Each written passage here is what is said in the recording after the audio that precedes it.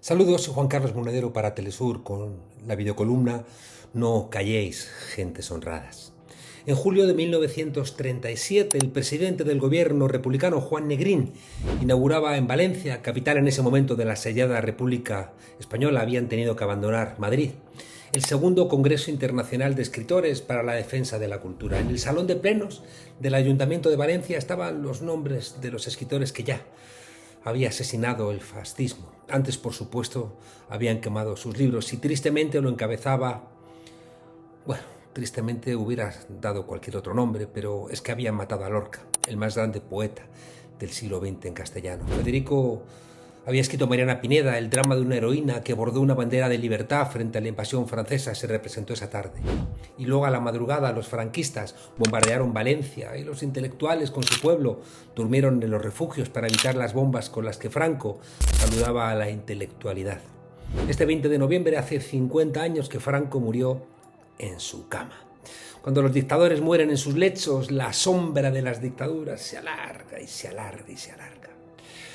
En ese tiempo de estruendo de artillería franquista con el zumbido siniestro de los aviones italianos en el cielo, en aquel verano de 1937 con la Segunda República Española agonizando, gente como Elena Garro, Alejo Carpentier, Octavio Paz, Pablo Neruda, César Vallejo, Vicente Huidobro, Antonio Machado, Miguel Hernández, León Felipe, María Zambrano decidieron que la cultura no era el adorno de la libertad sino su muralla.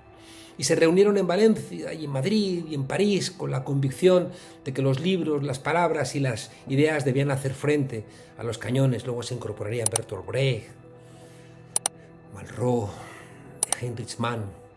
En Valencia litigaba civilización contra barbarie, como ha pasado en Gaza y ha ganado barbarie. Y como no va a pasar en Venezuela, porque va a ganar la paz, el diálogo, el sentido común y un orden internacional que no puede ser otra vez el de las cañoneras, hoy transmutadas en misiles, drones y bombas guiadas por la inteligencia artificial, porque entonces vendrá la Tercera Guerra Mundial. Es esa escena con Valencia ardiendo, pero pensada, resistida, defendida, la que nos sirve hoy para recuperar a los que pensamos en español un debate que parecía olvidado en la obligación de los intelectuales de tomar partido cuando la democracia está en peligro. Hace 80 años defender la República era defender la idea misma de civilización frente al fascismo. Hoy, mutatis mutandis, el escenario se desplaza de la España mediterránea a la Venezuela del Caribe. Y muchos, demasiados, parece que prefieren callar para no perder seguidores, reputación, becas, invitaciones o quizá financiación. Antes los periodistas se jugaban la cárcel, hoy se juegan el despido, la estigmatización y el algoritmo que manejan, no nos olvidemos, seres humanos que son los que hacen las X en las ideas que molestan al poder. Pero el miedo es el mismo y por tanto la valentía y la cobardía tienen los mismos desafíos. Cuando un presidente de los Estados Unidos, con el desparpajo con el que alguien ordena una hamburguesa doble, amenaza con invadir Venezuela, conviene que alguien recuerde que las guerras empiezan cuando la inteligencia deja de hablar y cuando los intelectuales se dejan aprehender por el miedo. El marco de que no es lo mismo Venezuela que la Segunda República lleva sembrándose hace tiempo y por eso quieren equipararla con Irak. Cuidado, qué terrible Maduro como Saddam Hussein. Cuidado que había armas de destrucción masiva. Cuidado que hay drogas en Venezuela. Es mentira. Y por eso hasta le han dado el premio Nobel de la Guerra a María Corina Machado, que dice que las bombas son la tranquilidad y las mentiras, las certezas en una escena de la neolengua orwelliana. También dijeron en 1936 que la República no era una democracia. Y los que lo dijeron luego vieron cómo el Tercer Reich invadía Francia, bombardeaba Inglaterra. Ayer, la Fox, el Nacional, Clarín, el Mercurio, el Tiempo, Semana, el Espectador, la CNN o incluso El País dirían es que la República decidió su suerte con su comportamiento, es que no respetó las elecciones, es que no se garantizaba la propiedad privada, es que los derechos humanos estaban en cuestión. Serían mentiras, pero prepararían el golpe, como siempre han hecho.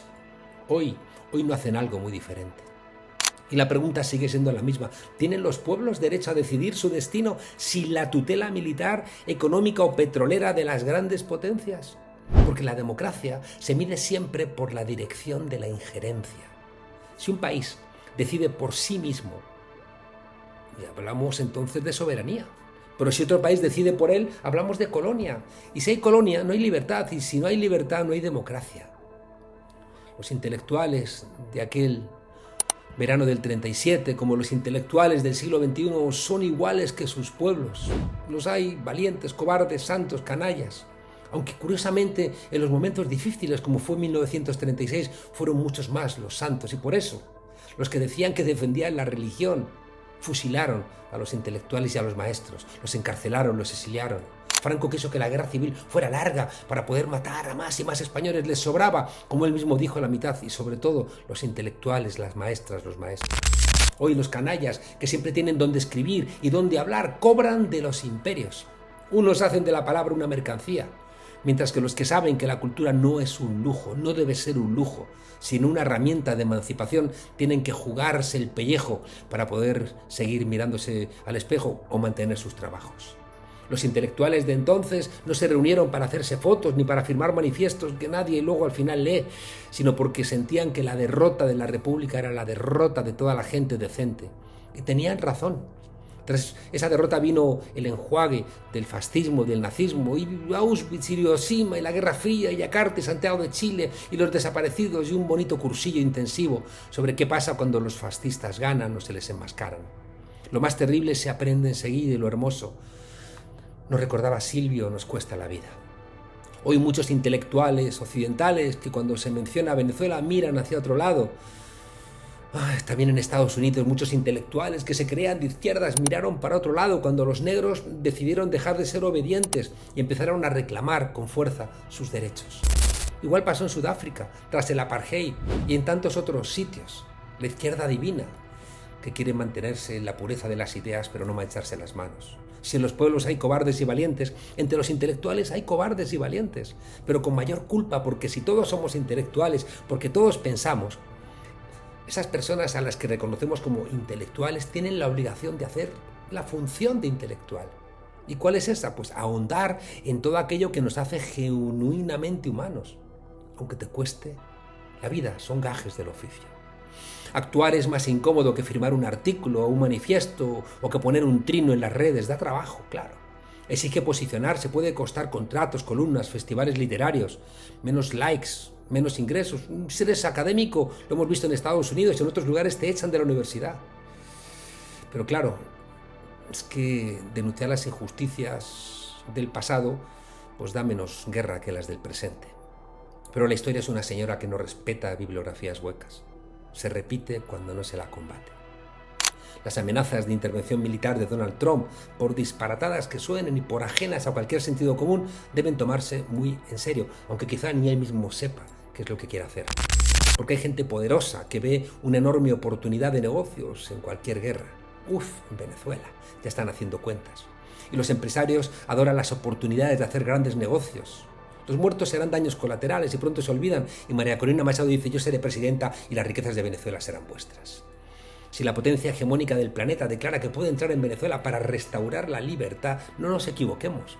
Lo que está diciendo realmente es que la soberanía de un país latinoamericano, que tiene salida al mar Caribe, al mar Atlántico, que tiene ingentes cantidades de petróleo, las mayores reservas del mundo, que tiene coltán, tierras raras, que tiene agua, y que no se ha dejado arrodillar para seguir siendo lo que la propia administración norteamericana vuelve a llamar su propio patio trasero, pues no depende de los venezolanos y venezolanas, sino que en esa lectura de estos locos depende de la voluntad del norte global. En 1937, cuando los proyectiles caían sobre el río Turia, los escritores se reunieron en el salón de actos del Ayuntamiento de Valencia. Fuera caían bombas. Dentro se defendía el valor de la palabra y de la inteligencia. Poco antes, en Salamanca, uno de los militares alzados, gran amigo de Franco, un mutilado en su moral y en su dignidad, traidor a su juramento como militar que incumplió, Millán Astray, le gritó a Miguel de Unamuno: ¡viva la muerte! ¡Abajo la inteligencia! Hoy sabemos que los franquistas asesinaron al rector de la Universidad de Salamanca, Miguel de Unamuno, pese a que inicialmente estuvo con los franquistas. Si es que los que matan terminan siempre matando en su propia casa. Alguien podría haber dicho en Valencia, como dicen hoy tantos, que los escritores y los artistas no pueden detener los tanques. Y sin embargo la historia demuestra que son los tanques los que no pueden detener las ideas, por más que lo intenten, y sobre todo cuando les ha llegado su momento. Siempre vendrá alguien que recogerá esa bandera. Pueden vencernos, pero no convencernos. Incluso a veces pueden vencernos, pero no derrotarnos. Estados Unidos no ha salido victorioso de ninguna guerra en los últimos 3 decenios. Y eso lo saben en Venezuela, lo saben en México, lo saben en Colombia, y no están dispuestos a que sigan haciendo tanto daño como han hecho en Afganistán, en Irak, en Libia, en Siria, en Líbano. Por eso también lo saben en China y en Rusia. La República perdió la guerra, pero ganó el relato porque tenía razón. Desde entonces ha dado fuerza a la libertad.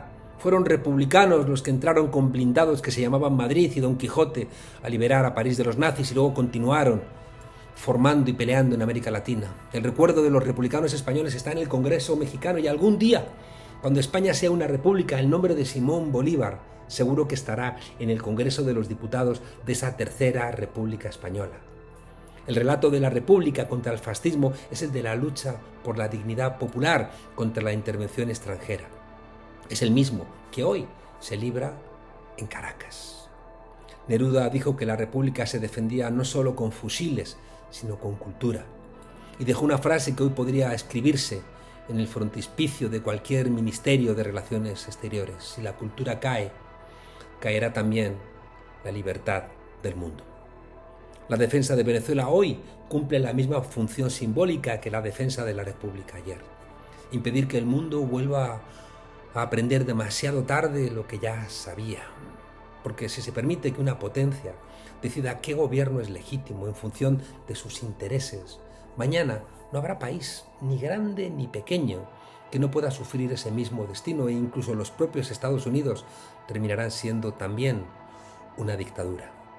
Escuchemos al pueblo de Venezuela, ese rumor creciente, ese grito pidiendo paz, y que la voz del pueblo sea una con los intelectuales, es decir, con los obreros de la palabra y de la expresión.